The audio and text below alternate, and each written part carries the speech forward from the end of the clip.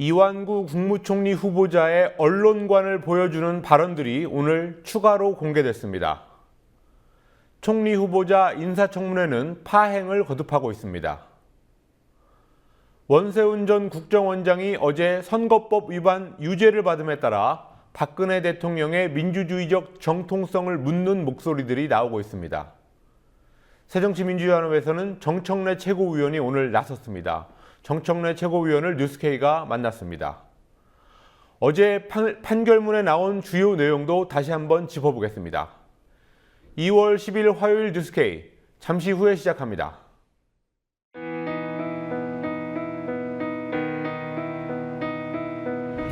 (1960년 4월 19일) 당시 언론은 빨갱이 데모라고 했습니다. 지금 우리는 혁명의 역사로 기억합니다. 1980년 5월 18일 당시 언론은 불순분자의 폭동이라 했습니다. 지금 우리는 독재에 항거한 정의의 역사로 기억합니다. 1987년 6월 10일 당시 언론은 대학생 가두 시위라 했습니다. 지금 우리는 민주주의를 쟁취한 감격의 역사로 기억합니다.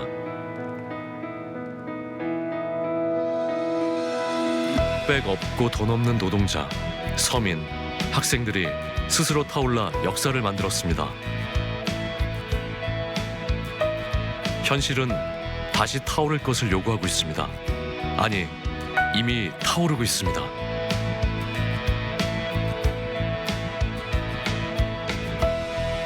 빨갱이를 종북으로, 불순분자를 외부 세력으로, 언론은 말만 바꿨을 뿐 역사를 부정하고 있습니다. 2014년 4월 1일 국민TV가 개국한 이유입니다. 국민TV는 역사를 역사로 기록하겠습니다.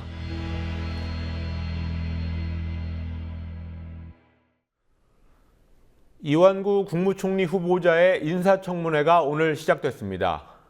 이 후보자가 기자들과 밥을 먹으며 했다는 말이 녹음된 상태로 공개됐습니다. 총리가 될 사람이 하기에는 부적절한 말들이 많았습니다. 정의당은 청문회를 계속할 의미가 없어졌다고 비난했습니다. 병역에 관한 해명도 거짓 해명이었다는 증거가 나왔습니다. 국회 중계카메라 나가 있습니다. 권현주 PD. 이완구 후보자가 기자들과 밥을 먹으면서 했다는 말, 어떤 내용인지 우선 들어볼까요?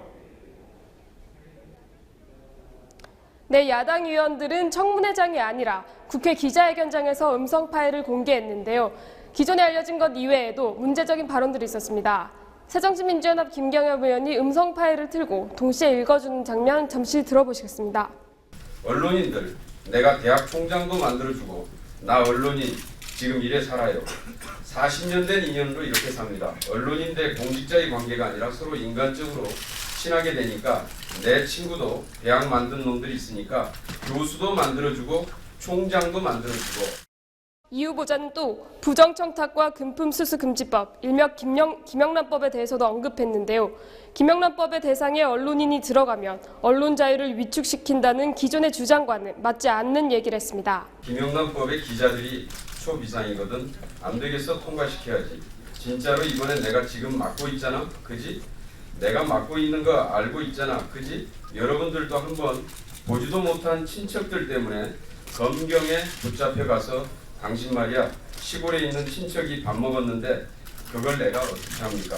항변을 해봐. 당해봐. 내가 이번에 통과시켜버리겠어. 지금까지 내가 공개적으로 막아줬는데 이제 안 막아줘. 이를 들은 새정치민주연합의 김경엽 의원은 언론의 자유를 지켜주기 위한 발언인지 언론을 회유하는 발언인지 규명해야 한다고 말했습니다. 녹음 공개에 앞서 이완구 후보자는 오전 청문회에서 언론인을 대학 교수나 총장으로 만들어줬다는 발언을 한 적이 있느냐는 야당 의원의 질문에 그런 적이 없다고 부인했습니다. 그러나 오후 청문회에서는 이 후보자가 며칠째 자지 않아 정신이 혼미하고 정확하게 기억하기 어렵다며 입장을 번복하는 것을 보고 야당 의원들이 녹음을 공개하라고 강하게 요구했습니다. 그 요구를 여당이 반대하니까 야당 쪽이 결국 국회 정론관에서 공개를 했고, 그 후에 청문회가 파행이 됐습니다. 밤 9시쯤에 재개된다고 했는데 현재 다시 시작된 상태입니까? 네, 인사청문회는 아직 재개되지 않고 있는데요. 오늘 인사청문회는 녹음 공개를 두고 두 차례 파행을 겪는 듯 여야 대치가 치열했는데요. 잠시 뒤 재개될 예정입니다. 앞서 야당 의원들은 녹음 공개를 요구하며 오전 청문회에 약 15분 정도 늦게 참석했고 오후 3시 15분쯤 한 차례 정회를 한 후 정론관에서 녹취를 공개했습니다. 이후 오후 5시 20분쯤 여당 의원들이 들어오면서 청문회가 재개됐지만 금세 여야 간의 불쾌함을 표시하며 격앙된 분위기로 흘러갔습니다. 이어 이장우 새누리당 의원이 야당이 공개한 녹음 파일에 대해 짜깁기 의혹을 제기하자 야당 측이 사과를 요구하며 분위기가 험악해졌습니다. 제가 당해봐서 안 마이크 내리세요. 아니면 내가 사과하겠습니다. 대신에 자, 양당. 자, 보세요. 야당 의원들이 짜깁기가 의심되면 전체 녹음을 공개하겠다고 나오자 여당 의원들이 반발하며 결국 청문회는 1시간 만에 중단됐습니다. 녹취록에 대해서 거듭 사과했던 이완구 후보자, 오늘 음성이 공개된 상황이니까 더 납작 엎드릴 수밖에 없었겠군요. 네, 이완구 후보자는 5시 20분쯤 재개된 청문회에서 의도를 가지고 한 발언은 아니었다며 거듭 사과했습니다. 정말로 송구스럽습니다. 제 문제로 인해서 정회까지 되고 해서 드릴 말씀이 없습니다. 의도를 가지고 한 얘기는 아닙니다. 사실 상황 자체가. 그래서 제가 무엇을 얘기했는지 기억하기가 대단히 좀 어렵고 해서 의원님들께서 그렇게 지적의 말씀을 주시고 또 찬찬하게 생각해 보니 또 그러한 점도 없잖아 있는 것 같아서 됐습니다. 이완구 후보자는 오전 청문회 시작 때부터 야당 의원들에 의한 언론관 추궁에 해명하느라 진땀을 뺐습니다. 지난주 녹취록을 공개한 김경엽 새정치민주연합 의원은 이 후보자가 지난 2007년과 2009년 두 차례 방송 토론회에 나가 자신에게 불리한 질문을 하는 패널의 불만을 제기해 토론회를 무산시킨 적이 있다면서 이 후보자의 평소 언론관 자체가 문제임을 뒷받침한다고 지적했습니다. 이런 것들의 일련의 좀 과정들로 봤을 때 후보자께서 평소에 가지고 있는 언론관이 어떤 것이었는가 이런 게 저는 보인다고 생각합니다.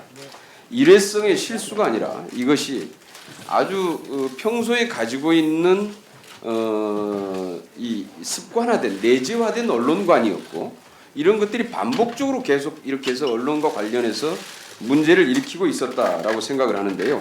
이완구 후보자는 충남도지사에 재직할 때 그런 적이 있다고 인정하면서도 2008년도 4월 인터뷰에서는 신문은 내가 세상을 보는 창이라고 밝힌 바 있다는 말로 언론관에는 문제가 없다고 강변했습니다.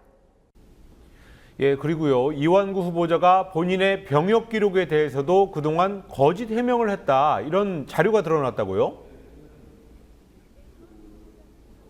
네, 이완구 후보자는 병역 회피 의혹이 불거지자 1971년 최초 신체 검사를 엑스레이 촬영 시설이 없는 충남 홍성에서 받아 현역 판정을 받았지만 75년 대전에서 신체 검사를 받은 후 보충역 판정을 받았다고 설명했습니다.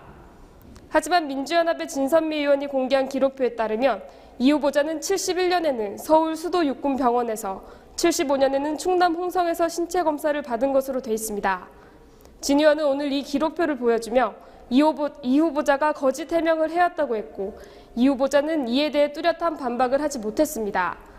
진 의원은 1975년 당시 충남 홍성군청에서 사무관으로 근무하던 이 후보자가 의도적으로 재검사를 신청해 홍성 현지에서 신검을 받고 사급 보충력을 받은 것이라고 말했습니다. 이 후보자는 1964년과 1975년 그리고 최근인 2009년에 촬영한 엑스레이를 꺼내들며 모두 구주상골 소견이 나왔다고 항변했습니다. 그러나 1971년 최초 신체 검사에서 정상 소견이 나온 것에 대해 재차 해명을 요구하자 40년 전 행정 절차에 대해서는 일일이 잘 모른다는 군색한 답변만 했습니다. 지금까지 국회에서 국민TV 뉴스 권현주입니다.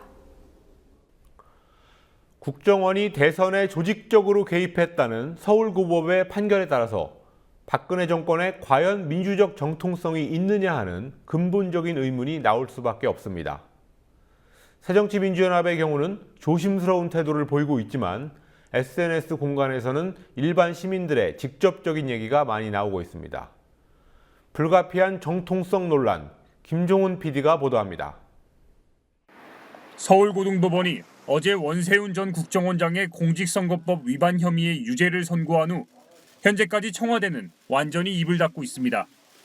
국정원이 대선에 개입한 사실이 맞다는 판단이 나오면서 박근혜 대통령의 정통성, 정당성이 뿌리째 흔들리게 됐기 때문으로 보입니다. 어제 판결 후 새누리당 김영우 수석대변인이 브리핑을 통해 한 말에는 정권 정통성 시비로 번질 수도 있다는 우려가 깔려 있었습니다. 김 대변인은 국정원의 정치적 중립 훼손 혐의는 안 된다고 하면서도 정치권에서 또다시 지난 대선 결과 전체에 대해 소모적인 논쟁을 벌이는 일도 안 된다고 강조했습니다. 그러나 상황은 청와대나 새누리당의 희망과는 다르게 흘러가고 있습니다. 국회의원은 선거 때 본인이 아닌 다른 사람이라도 선거법을 위반한 것이 드러나면 국회의원직을 상실합니다.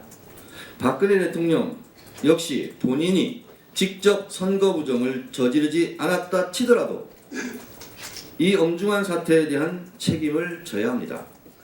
새정치민주연합에서는 정청래 최고위원이 포문을 열었습니다. 당신의 대통령직은 유효합니까? 아니면 무효입니까? 박근혜 대통령은 이 무릎에 침묵하지 말고 즉각 답변해야 합니다.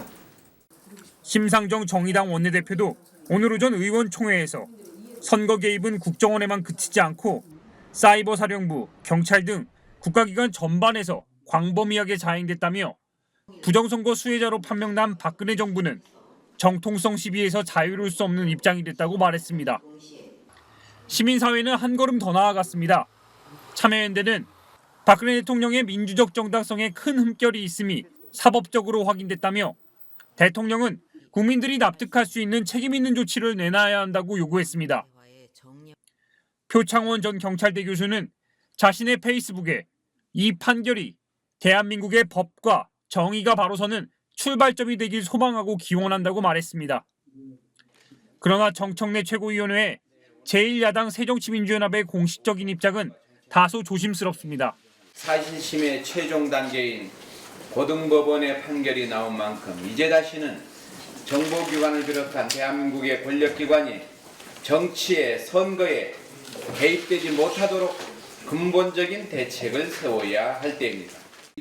자칫 강하게 나설 경우 대선 불복이냐는 보수 진영의 역공에 휘말릴 우려가 있기 때문인 것으로 풀이됩니다. 하지만 제1야당의 태도와는 무관하게 국정원 대선 개입 유죄 판결의 파장은 쉽게 가라앉지는 않을 것으로 전망됩니다. 국민TV 뉴스 김종훈입니다.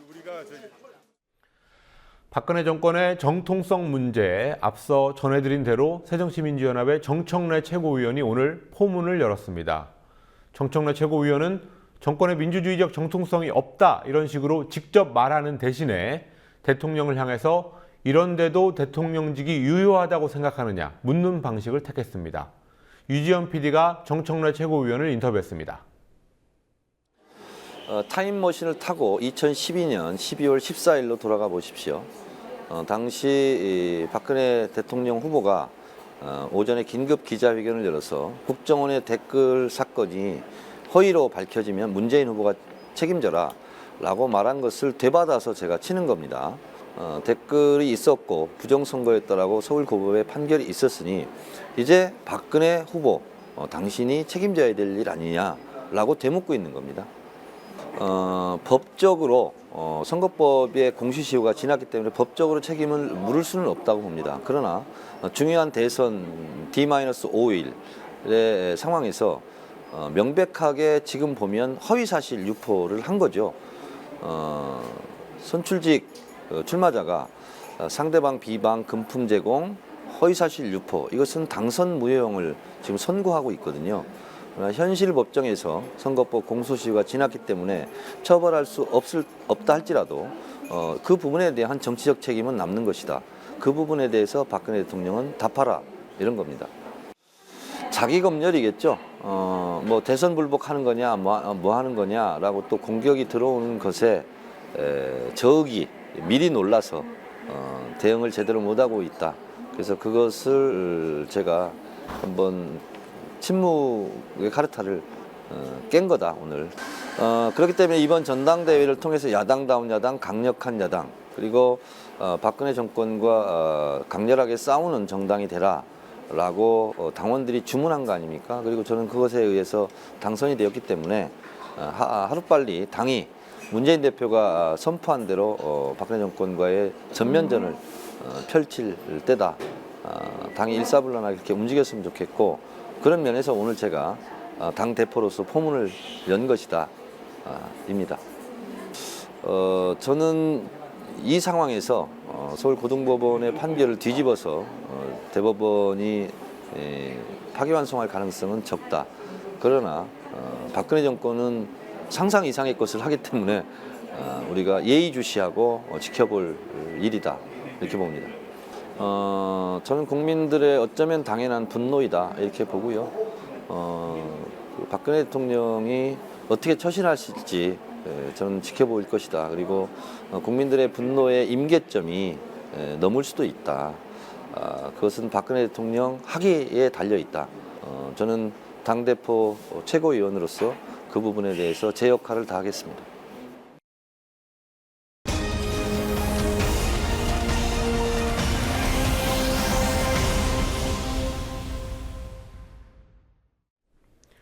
서울고법의 원세훈 유죄 판결문을 보면 민주주의 국가에서 정보기관의 역할은 무엇인지에 대한 중요한 경구들이 많이 담겼습니다.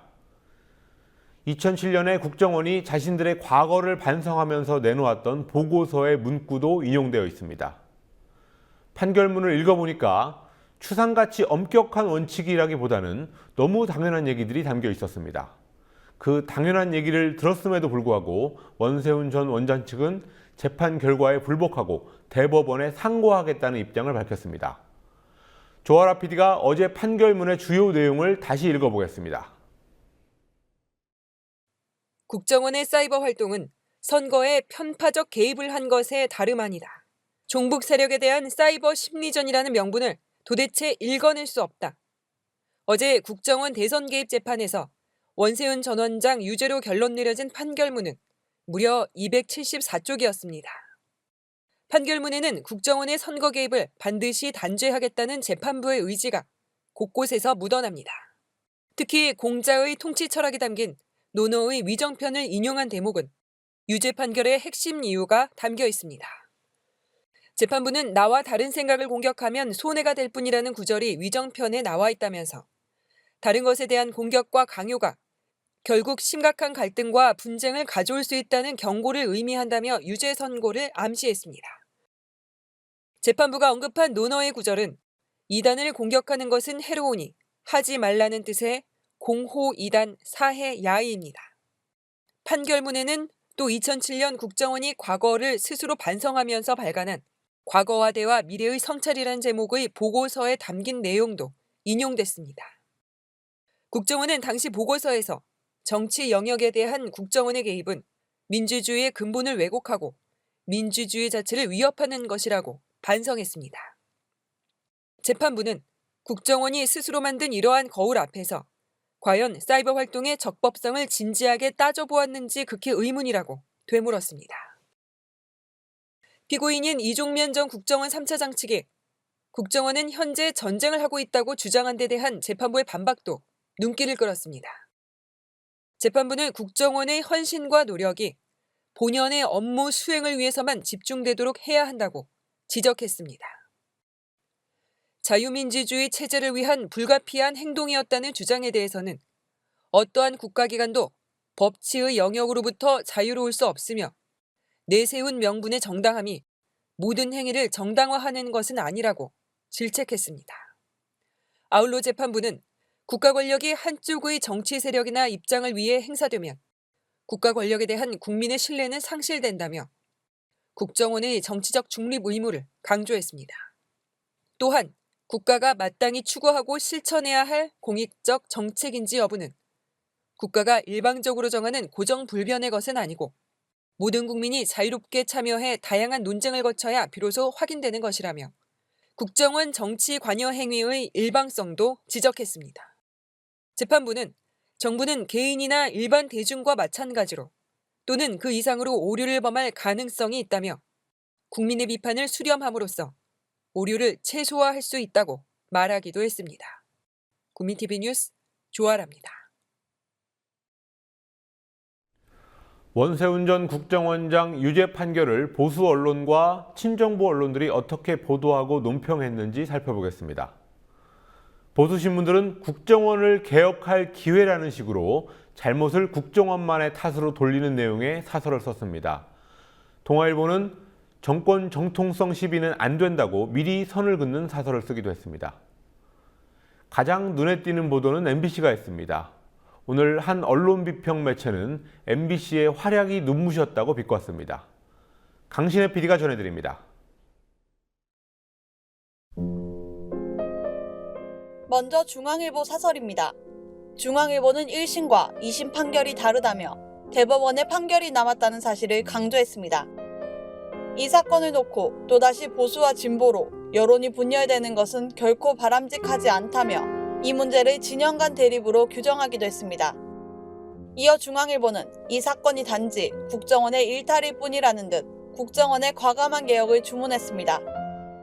동아일보 역시 국정원, 어두운 과거와 절연하라는 제목의 사설에서 이번 판결을 국정원의 개혁 기회라고 의미를 축소하며 정권의 정통성에 대한 문제 제기는 차단했습니다.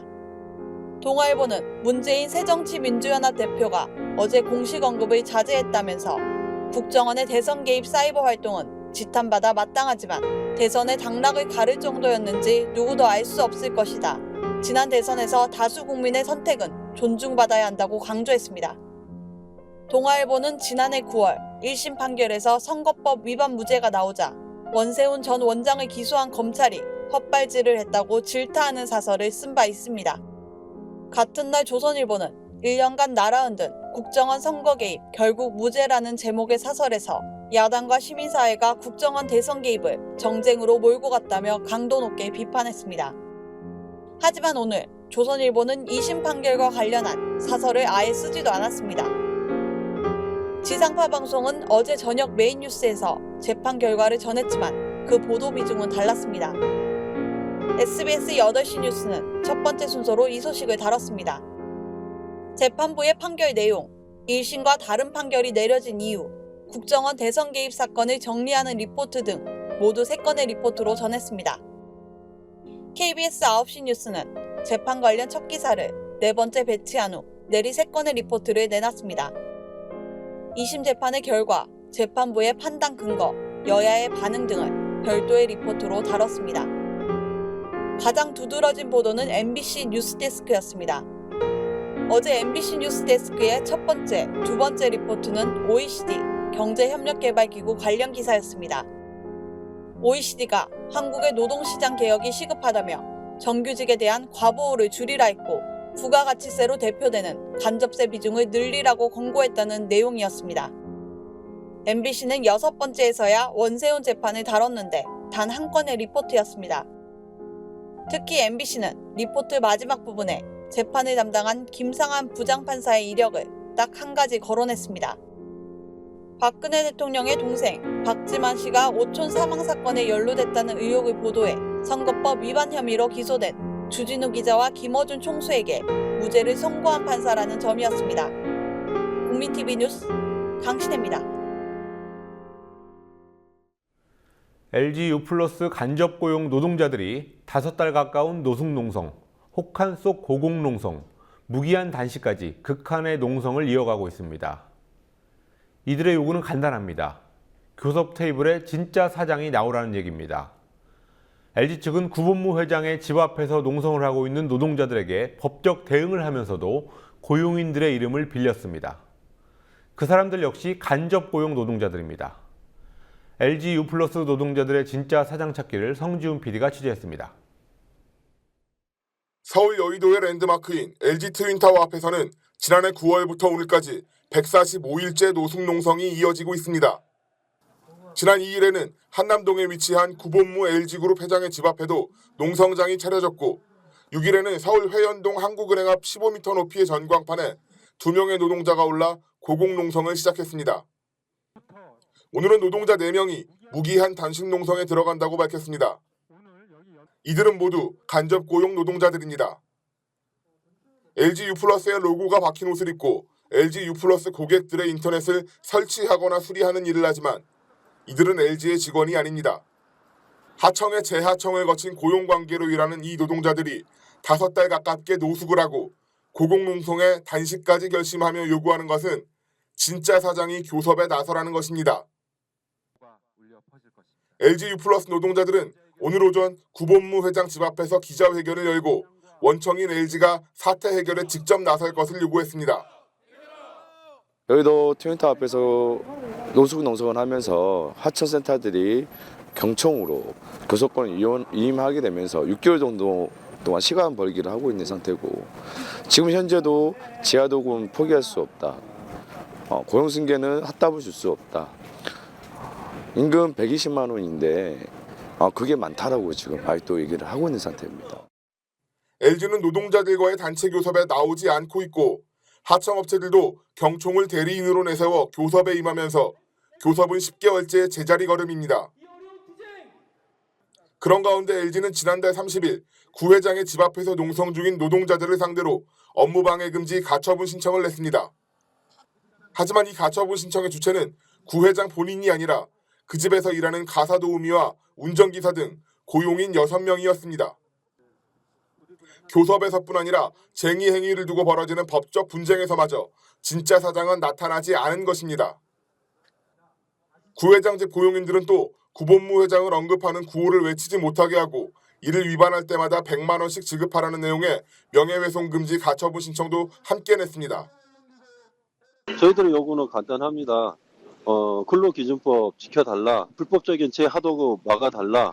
1년도 되기도 전에 퇴직금 떼먹으려고 폐업을 해버리고 잠적해버리고 이런 경우가 계속 반복이 돼요. 그러면서 당연히 이제 고용승계 보장도 안 되고 자기들 책임 회피하려고 경총을 앞에 내세워서 자기들 뒤에 숨어서 이렇게 교섭하려고 하는 태도, 그리고 거기에 대해서 저희가 정당하게 시정해 줄 것을 요구를 하는데도 불구하고 그것마저도 일하시는 분들을 내세워가지고 못하게 하는 거 보면은 이 나라의 그 재계 3, 4위라고 하는 재벌이 과연 재벌이 해야 되는 그 수작인가. 소송을 낸 가사도우미와 운전기사 등도 구본무 회장에게 직접 고용된 노동자가 아닙니다. LG 계열사와 인력 파견 업체 등을 통해 파견된 간접 고용 노동자들입니다. 민주노총은 가사도우미 등의 의사에 따른 소송인지 의심스럽다는 논평을 내놨고, LG U+ 지부가 가입된 희망연대 노조는 을을 내세워 또 다른 을을 압박하는 슈퍼갑 행태를 하고 있다고 비판했습니다. 국민TV 뉴스 성지훈입니다. 함께 만드는 언론 미디어 동조와 여기는 국민TV. 함께 만드는 언론 미디어 동조와 여기는 국민TV.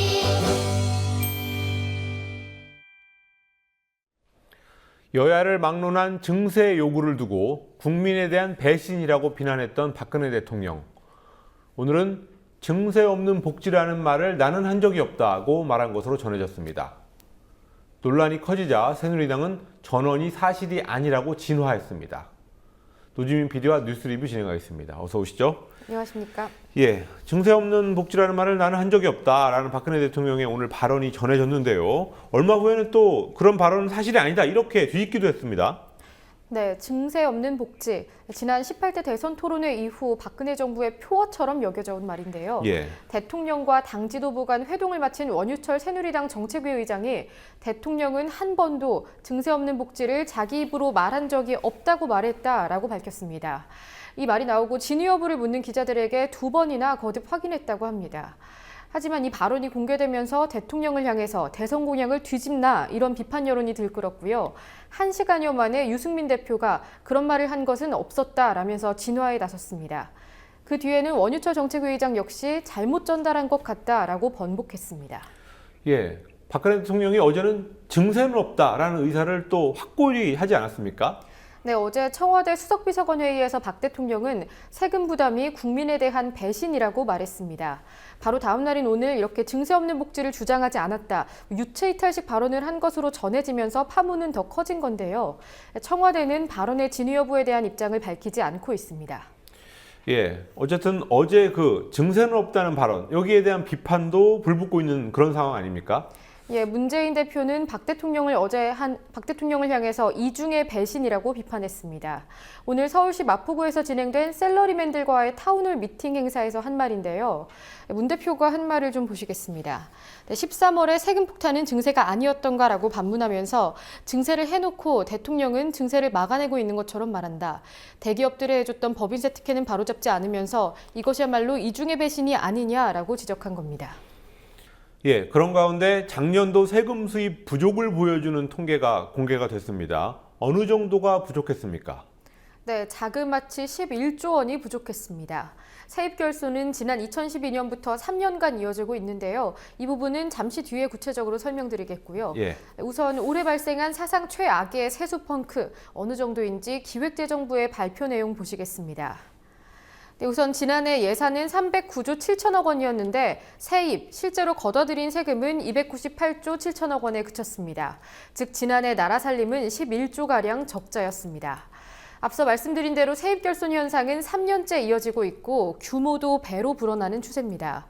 지난 2012년 2조 8천억 원 적자를 본 데 이어서 2013년에는 적자 규모가 3배 이상 늘어난 8조 5천억 원에 달했습니다. 지난 1998년 외환위기 당시의 세입 결손이 8조 6천억 원이었는데 거의 비슷한 수준이었습니다. 예. 그리고 지난해에는 세입 결손분이 처음으로 10조 원대까지 뛰어올랐습니다. 불과 3년 만에 예산에 뚫린 구멍이 5배 가까이 커졌습니다. 예, 이렇게 세입 결손이 커지고 있는 이유에 대해서 기획재정부가 설명을 일단 내놨군요. 네, 기획재정부는 경기 악화로 인해서 법인세와 관세를 비롯한 특정 부문의 세입이 예산에 미치지 못했기 때문이라고 설명했습니다. 전년에 비해서 수입이 줄어든 대표적인 세목들을 보시겠습니다. 우선 법인세부터 보시면요. 약 43조 9천억 원에서 1조 원 이상, 비율로는 약 3% 줄어들었습니다. 이자 소득세의 경우 3조 원대에서 2조 원대로 12% 이상 줄어들었고요. 관세는 10조 원대에서 8조 원대, 비율로는 약 20% 가까이 감소했습니다. 예, 법인세 수입은 이렇게 줄었지만 일반 국민들에게 적용되는 세수는 늘었다, 이런 통계도 나왔군요. 네, 앞서 보신 것과 달리 세수가 더 많아진 경우는 어떤 것이 있는지 좀 보겠습니다. 우선 소득세는 47조 8천억 원이었던 것이 5조 원 이상 늘면서 53조 넘게까지 늘어났습니다. 전년 대비 11% 이상 많아졌고요. 종합소득세는 5% 정도, 근로소득세의 경우에는 22조 원에서 3조 이상 늘어난 25조 4천억 원, 전년 대비 15.5% 늘었습니다. 정부는 법인세 등이 감소한 이유로 경기 침체를 들었는데 이 전제대로라면 어려운 시기에 유리지갑은 털고 기업 사정만 봐줬다는 비판을 피하기 어려워 보입니다. 예, 어쨌든 법인세는 줄어들고 소득세는 늘어나는 그런 현상이 뚜렷이 확인이 됐습니다. 예. 예, 다음 소식으로 가겠습니다. 부실 자원 외교의 대표적인 사례, 캐나다 하베스트사 인수였습니다. 정유 회사인 나알사를 끼워 샀다가 2조 원대의 손실을 봤었는데요. 소위 상류 부분 사업 인수에도 문제가 있었더군요. 네, 우선 석유 산업의 경우에는 상류 부문 그리고 하류 부문 사업으로 나뉩니다. 예. 원유 탐사에서부터 생산 단계까지가 상류, 그리고 수송에서 판매까지를 담당하는 정유 사업. 그러니까 논란이 됐던 날사가 담당했던 것이 하류 부문 사업입니다. 지난 국감 당시 도마에 올랐던 하류 부문 부실 인수에 이어서 상류 부문 사업을 인수할 때도 거품이 껴 있었다는 지적이 나왔습니다. 하베스트사 인수 거래가 아직 성사되지 않았던 때에 지식경제부가 보고받은 자료를 잠시 보시겠습니다. 네, 지식경제부의 의뢰로 지질자원연구원이 작성한 하베스트 상류사업 부문에 대한 검토 의견서입니다. 보시는 대로 생산, 개발 및 탐사 광고의 자산 가치가 과대하게 평가돼 있고 생산 광고 일부는 고갈 상태이기 때문에 생산량 유지를 위해서는 시설비나 운영비가 폭증하는 일이 우려된다고 써 있습니다. 예, 자산 가치가 너무 높게 평가돼 있다. 어느 정도로 높게 평가된 겁니까? 네, 11억 달러입니다. 한화로는 1조 원 이상 부풀려졌던 것으로 확인됐습니다. 석유공사와 지질자원연구원의 자산가치 평가를 좀 비교해 보겠습니다. 먼저 생산, 즉 원유 매장량에 관한 항목입니다. 상업적인 회수가 확실한 확인 매장량, 그리고 가능성이 높은 추정 매장량의 경우 석유공사는 23억 3,800만 달러, 지자연은 16억 1,200만 달러로 평가했습니다. 그리고 그 아래 가능 매장량이라는 게 있는데요. 이건 탐사 결과로는 원유가 있을 것으로 나타나긴 하는데 실제로 발견된 가능성은 현저히 낮은 말 그대로 잠재적인 매장량입니다. 따라서 일반적으로 광구 매매가에 포함시키지 않는 게 일반적인데요. 석유공사는 2억 3,500만 달러의 가치가 있다고 판단했습니다. 그리고 석유공사가 잠재적 가능성에 투자하기로 한 항목이 또 있습니다. 오일샌드나 CBM, 석탄층 메탄가스라는 건데요. 이 두 가지를 비롯한 탐사 및 잠재 자산입니다. 석유공사가 이 자산의 가치를 2억 500만 달러로 평가한 반면에 지자연 측은 일반적인 석유회사 인수합병에서는 자산 가치로 평가하지 않는다라면서 가치 평가 자체를 하지 않았습니다. 결과적으로 석유공사의 인수가격은 27억 7,800만 달러, 16억 1,200만 달러라는 지자연의 평가보다 11억 달러 이상, 한화로는 1조 원 이상이 과대평가된 셈입니다. 예, 이런 과대평가됐다는 사실이 계약이 끝나기 전에 확인이 된 겁니까? 네, 의견서가 지경부에 제출된 시점이 2009년 12월이니까요. 예. 석유공사와 하베스트 간의 인수계약이 체결된 뒤 2달 뒤입니다. 예. 하지만 거래가 완전히 성사되기 전까지는 그래도 여유가 있었습니다. 2009년 12월 한 달간의 하베스트사 인수거래 성사 과정입니다. 석유공사는 9일 지식경제부에 하베스트 인수건을 신고합니다. 그리고 지경부는 바로 다음 날 지질자원연구원 측에 타당성 검토를 의뢰했고요. 그리고 16일 지자연은 석유공사의 자산 가치, 그러니까 인수가격이 과대평가됐다는 의견서를 지경부에 제출했습니다. 하지만 지경부는 아무런 조치를 취하지 않았고요. 약 일주일 뒤에 캐나다 정부의 승인이 떨어지면서 석유공사의 하베스트 인수거래는 아무런 문제 없이 마무리됐습니다. 예, 이런 문제를 관가한 데 대해서 어떻게 책임을 물을 소지가 지금 있는 겁니까? 네, 오늘 문제를 제기한 최민희 의원은 최경환 당시 지식경제부 장관의 직무유기를 지적했습니다. 해외자원개발업법상 과거 지경부에 해당하는 산업통상자원부 장관은 필요하다고 인정될 때 관계기관에 조사를 의뢰하거나 또 사업계획 보완을 권고할 수 있습니다. 그런데 이러한 의무를 최경환 당시 지경부 장관이 저버렸다는 겁니다. 예.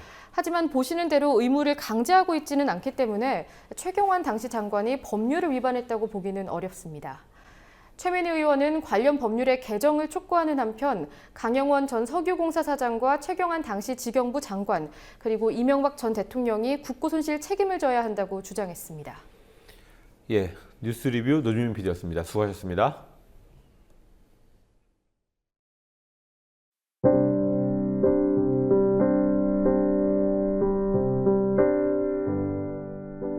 한자리 하겠다는 사람들은 하나같이 막 살았구나 싶은 날이 많았지만 세상에는 참 아름다운 사람들이 여전히 많습니다. 그 좋은 사람들 곁에서 사는 기쁨으로 마음을 씻고 위로를 받지요. 사람이 많아지면 마음이 많아지는지라 함께하는 일이 쉽지 않습니다.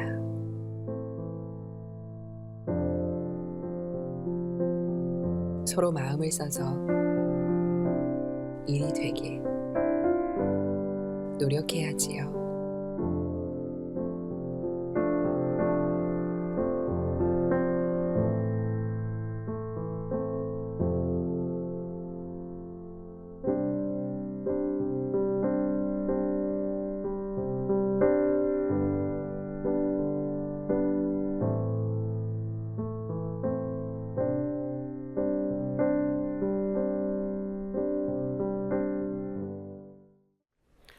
(2월 10일) 뉴스K 마치겠습니다. 시청해주신 여러분 고맙습니다.